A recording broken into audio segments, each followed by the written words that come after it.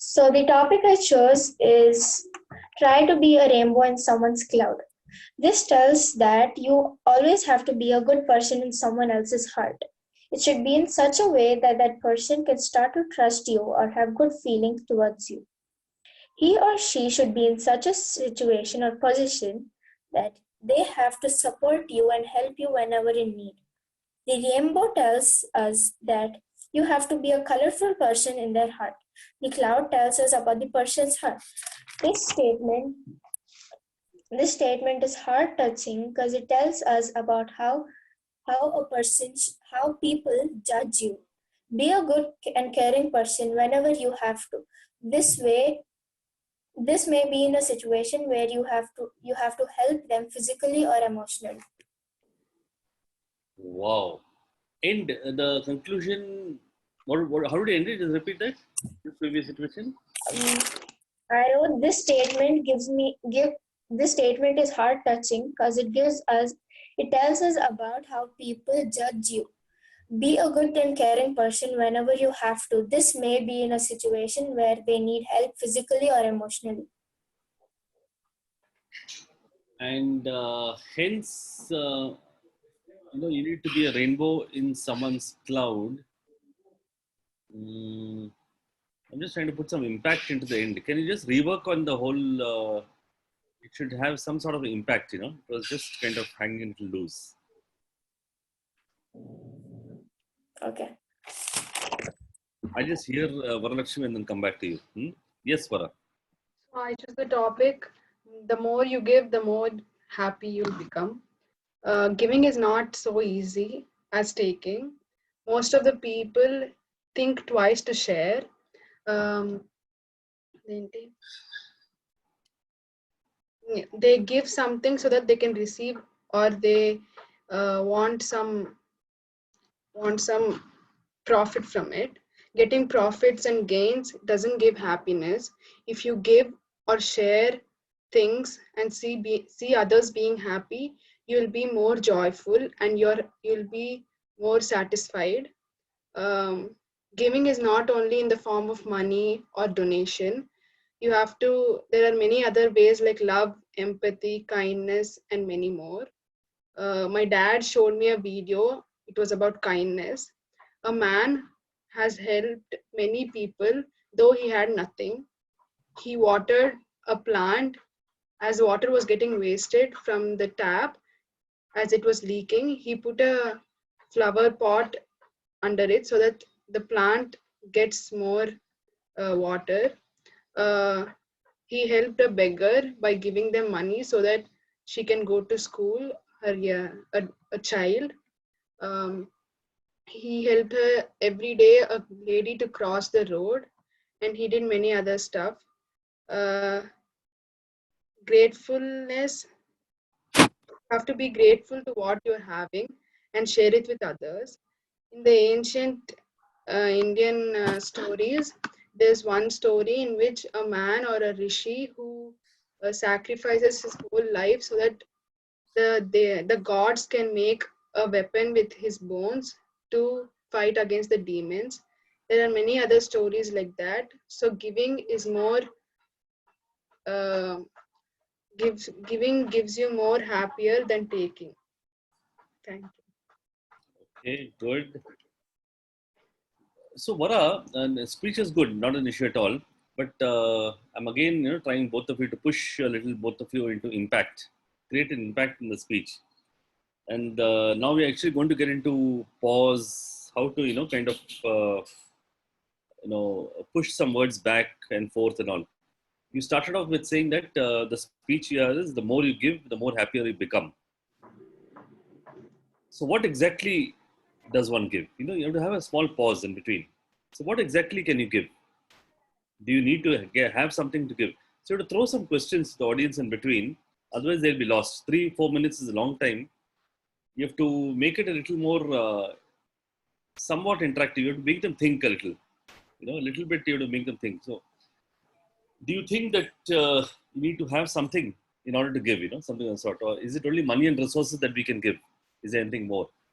Good story on father helping an old woman cross the road. So you mentioned fine, bigger child, 1 year education, then plant, below things. So you can actually proceed this by saying it can giving can even be very very small acts.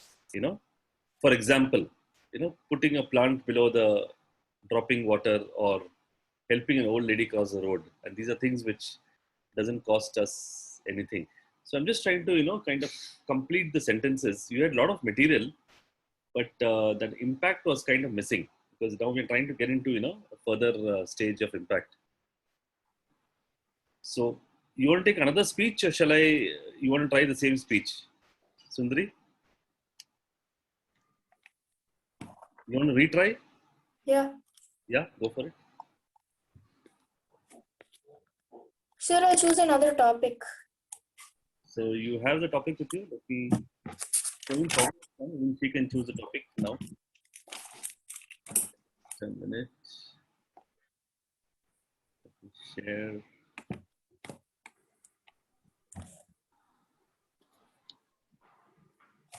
So choose any topic, and now when you give a speech, introduction, body, conclusion is of course done, but you need to create impact, and you need to have the pause, rhetorics, question answers, and also try to put some adjectives, visuals.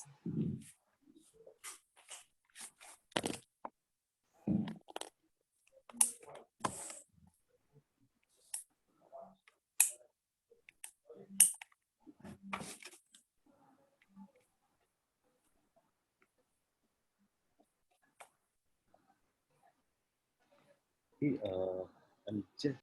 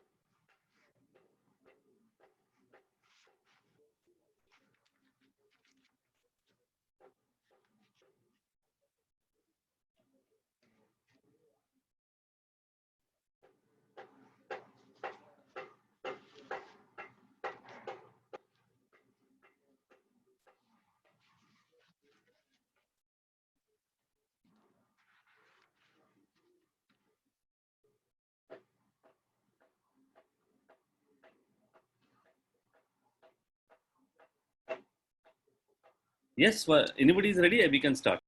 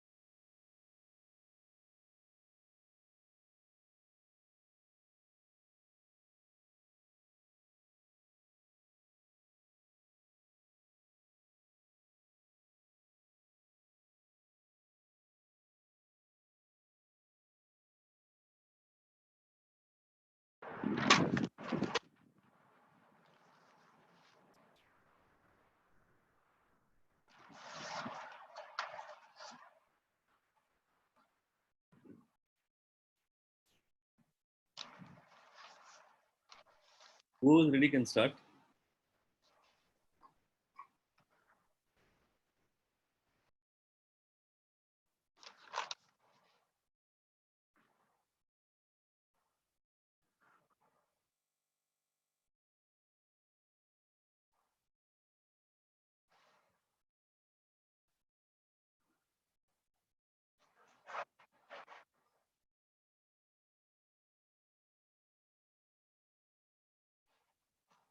Sure, can I have another 2 minutes last?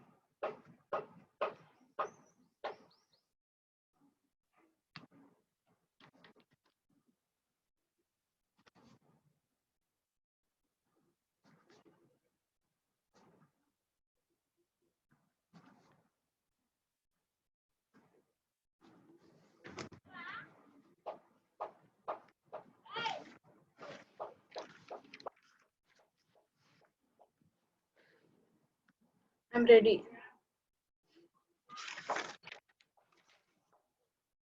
So many of us get depressed, sad, or dismotivated when we lose something or make mistakes, isn't it? So we feel we are dumb or fit for nothing. But it is wrong. It isn't right to think so. Everyone is good in something or the other. Like no two humans have the same fingerprints. If one way is closed, the other way will obviously be opened. Many of us think over and over again to what mistake we did and how to rectify it. But let's try new ways, new chances, new things to discover. Let's take a holiday, think over, and then continue and proceed. If you fail 10 times, you may succeed in the 11th time, right? We all didn't start walking on the first day. We fell, again we woke up, not woke up, we got up and then started walking. Mistakes are all a part of life. A man who doesn't do mistakes is is meant that he didn't do anything. He sat ideally doing nothing. Thank you.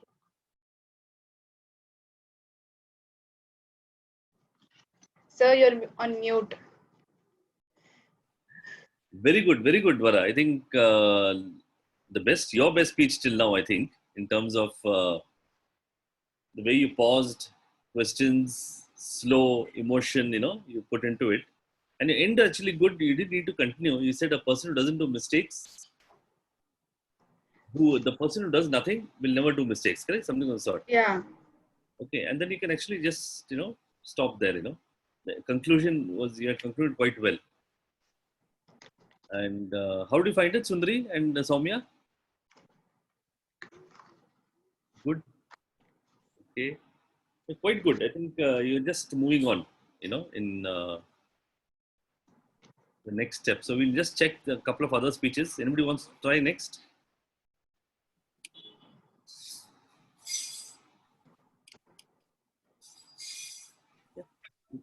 Okay, sir. Yeah. So the topic I chose is life itself is the most wonderful fairy tale. What is life? Life is a place where you have to work towards what you want. It is a place where you find many characters. You have to get adjusted to everyone because they also have a life. You have to live the life till the fullest. Be happy with what you have because you already have a gift from God that is you. You have to work towards your character. You can shape it by your own. You can choose to be what you want to. Be the king and rule the place, or be a normal person in the crowd and make yourself a king. Very good. It was quite good. But you were reading it out, correct? Yeah, I just wrote it down. Hmm. To speak, you actually just speak and, let it go. You Yeah. do that without reading? You can Sir? try once. You can try once looking up and without reading. I don't think so because I didn't make them as points this time. I wrote it down. Like usually I make them points. Good, good, good. But good. I think the flow was quite good because anyway you had read it out and it was going on well. Once you look up at the person, only then can you put that pause, emotion. You can connect to the audience. Okay. So that's the thing. But good, no problem. So next is yeah, Soumya. Good morning, everyone. The topic that I chose is the only man who never makes a mistake is the man who never does anything. This statement is quite true, and I perfectly agree to it. Mistakes are the part and parcel of life. It makes us stronger and strengthens our cognition. Learning can only take place if it is accompanied with mistakes.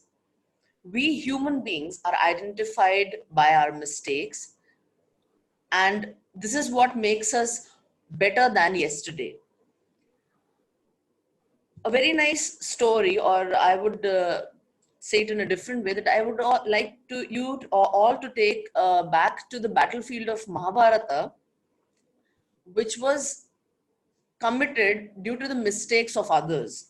For example, the Battle of Mahabharata would have never happened if Bhishma Pitama has not committed the mistakes of getting Gandhari, who was the princess of Gandhar, married King Dhritarashtra, who was the blind king. It is due to this alliance that made her brother Shakuni enraged, and that is what he took revenge later on, and which led to the Battle of Mahabharata. Another was the mistake committed by Draupadi when he insulted Duryodhan in the Indraprastha palace, where he fell down in a pond filled with water. So he called he told her that he is a blind son of a blind father. So this is an enraged Duryodhan, and in turn he insulted Draupadi by when Yudhishthir has lost the game of Chaucer in one of the lose the chance in one of the um, games. So this is what I want to say, that history, or basically the past events, or the great warriors, whatever mistakes they have committed has led to some hazardous effect that was suffered by the generations to come. So I can only say that we, as the future generations, it is our responsibility to learn from the mistakes committed by our ancestors, and to make sure not to repeat the same things again and again. Even in our personal lives, if we have committed a mistake, then it is our responsibility to be very much vigilant about it, and to look forward not to commit the same mistake again and again. Committing mistakes is good, but committing the same mistake again is worse. So, thank you. Wonderful, wonderful. I think the end was good. The structure, there was a little bit of a shake-up, here and there. But it's fine. These things come with practice. I'll just play one video, the TED Talk, very famous person.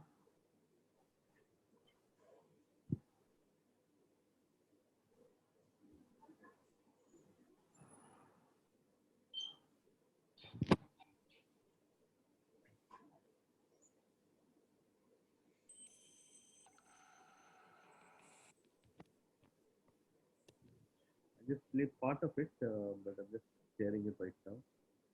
You can see it?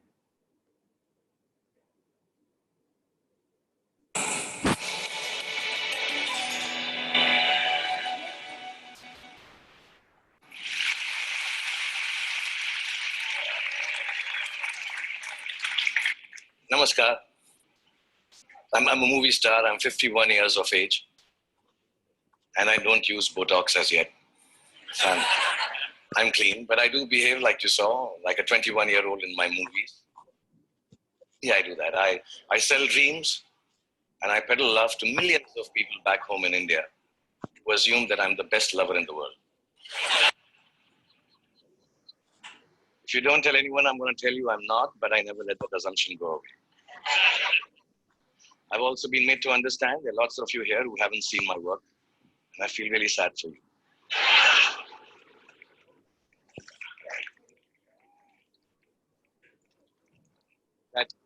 That doesn't take away from the fact that I'm completely self-obsessed as a movie star should be. That's when my friends Chris and Juliet called me here to speak about the future you. And actually it follows I'm going to speak about the present me.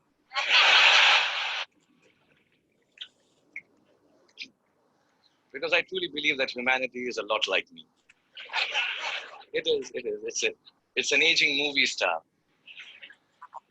grappling with all the newness around itself, wondering whether it got it right in the first place, and still trying to find a way to keep on shining regardless. I was born in a refugee colony in the capital city of India, New Delhi. See, he started off with a lot of, thoughts, humor, etc.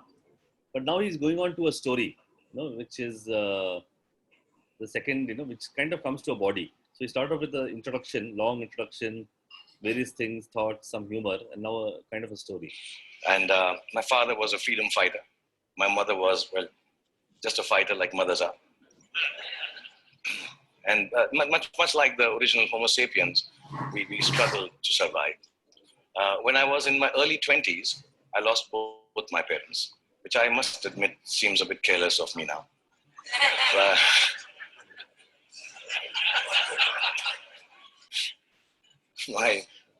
I do remember the night my father died, and I remember the driver of a neighbor who was driving us to the hospital.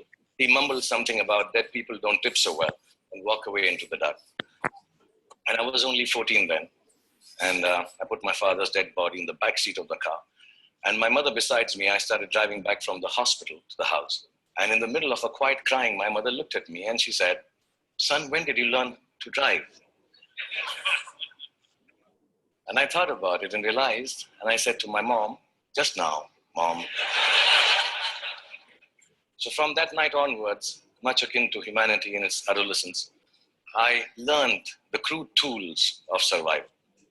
And the framework of life was very, very simple then, to be honest. I thought, you just ate what you got and did whatever you were told to do. I thought a celiac was a vegetable. And vegan, of course, was Mr. Spock's lost comrade in Star Trek. You married the first girl that you dated, and you were a techie if you could fix the carburetor in your car. I really thought that gay was a sophisticated English word for happy. And lesbian, of course, was the capital of Portugal, as you all know. How was it? So we relied on systems created through the toil and sacrifice of generations before to protect us.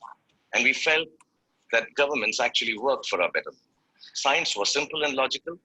Apple was still then just a fruit, owned by Eve first and then Newton, not by Steve Jobs. Till then, it was. And Eureka is what you screamed when you wanted to run naked on the streets. You went wherever life took you for work, and people were mostly welcoming of you. Migration was a term then still reserved for Siberian cranes, not human beings. Most importantly, you were who you were, and you said what you thought. Then in my late 20s, I shifted to the sprawling metropolis of Mumbai, and my framework, like the newly industrialized aspirational humanity, began to alter. In the urban rush for a new, more embellished survival, things started to look a little different. I met people who had descended from all over the world. Faces, races, genders, moneylenders. Definitions became more and more fluid.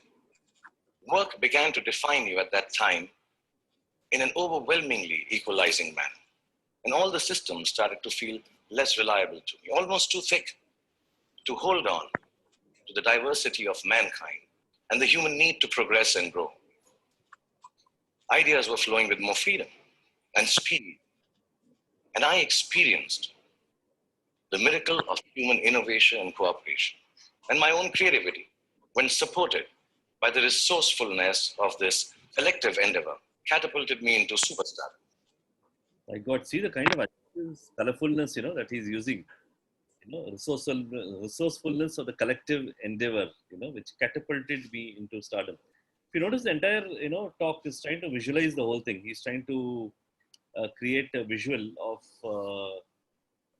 once his father died, how his feelings were and how it moved, from here to stardom. I just play a couple of minutes more before we close. I started to feel that I had arrived. And generally, by the time I was 40, I was really, really flying. I was all over the place. I'd done 50 films by then and 200 songs.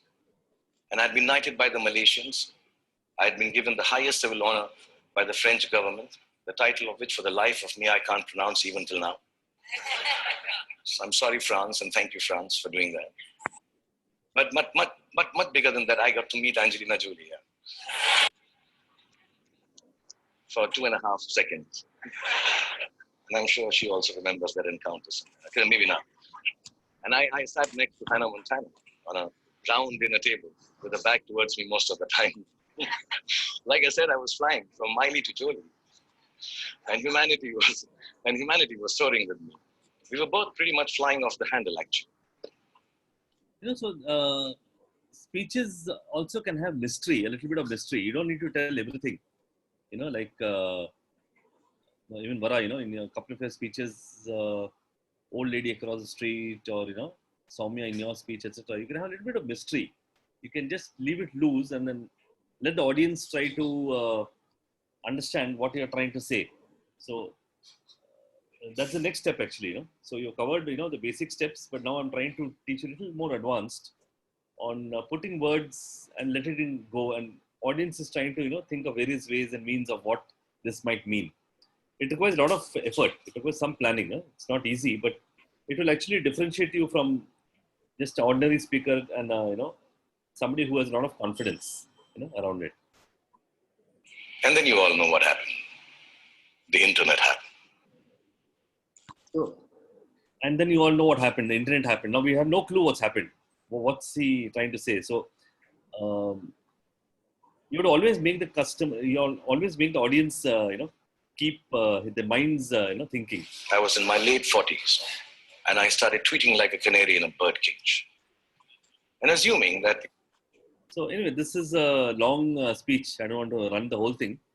So the idea is, to move ahead now, you need to, you've already crossed the initial stages, simple stages. Now the voice, of course, last week, I think we did that particular thing, right? Principles of conversation, harmony you've crossed. You also crossed, trying to get some colorful words, etc., adjectives, if possible, power of three, and if possible, some rhetorics, etc. Now you have to get into pause, stillness, uncomfortable stillness sometimes, make it really, you have to be slow and steady, in your speech. It gives a lot of confidence as you speak. The same speech, you have to talk slowly. And then it helps you to recollect, even Sundari, when you're reading it out and all. So you read it once or twice and get a gist of it, and then you speak. And every time you speak, your mind should be ahead of what the next thing is to say. It will come to you. What should I say next? And it will come to you slowly, and it gives a lot of poise into what you're saying. A lot of feeling, emotion. You have to kind of look at people's, eyes and connect, this is what I want to say. And keep changing it, whatever it is. It doesn't need to be exactly, otherwise it's like a script writing, you're writing and reading. So this is the key, key things which, I kind of wanted to share. So any thoughts, comments on today? Sundari, anything new that you learned? Yeah? Soumya? Sir, I want to ask one thing. Sir, should the conclusion be open-ended kind of or something like that? That should we ask the audience what do they think about it or something like that? It can be open-ended, closed-ended. It can be anyway. It can be mysterious, whatever it is, but it should be firm. It should be like a proper braking of the engine, whatever you do. So it can be with a rhetoric question or non-question, etc. Varalakshmi? No doubts. Okay. All okay? You want to practice talk for the next time so that we save time over the next 3 days? Can you practice one of the speeches and come? Yeah? You can choose any one or choose your own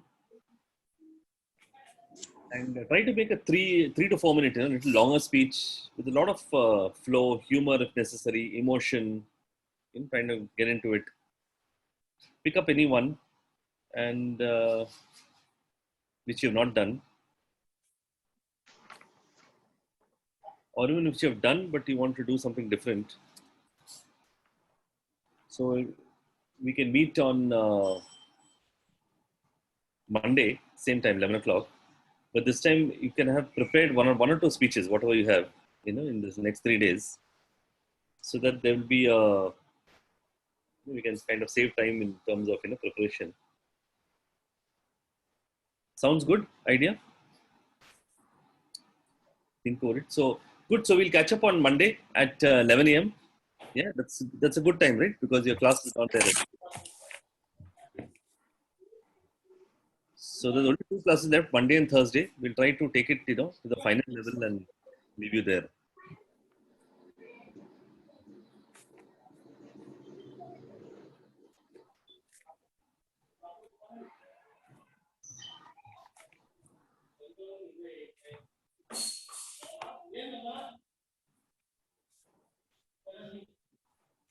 If you want, I can even copy paste into your.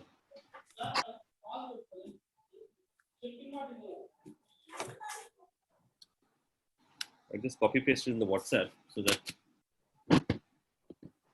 in case you want it. Yeah. Okay. So good. Okay. Thank you so much. Have a great day. See you soon. See you soon. Thank you.